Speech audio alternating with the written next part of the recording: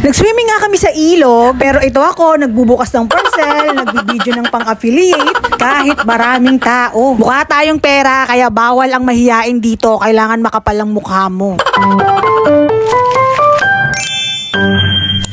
Dito nga kami sa may dulo ng Canyacan River pumwesto kasi napakaraming tao dun sa may bunga. Lalo na sa Bacas River, napakaraming tao. Ayoko kasing pumwesto na malayo yung cottage sa paliliguan. Expected na nga na maraming tao dahil April 9 kami nag-swimming, walang pasok. Mga katrabaho ko nga yung kasama namin mag-swimming, sinabit ko lang yung mag-ama ko.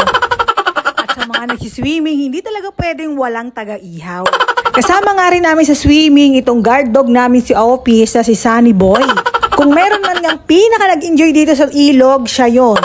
At kahit nga matindi na ang init at summer na, eto't malinaw at malinis pa rin ang tubig dito sa Canyacan River. At bilang tayo nga isang affiliate, kahit saan talaga may pagkakataon makapag-video, go, laban tayo dyan. Alam ko, ang mga affiliate momshies na katulad ko nakaka-relate dyan.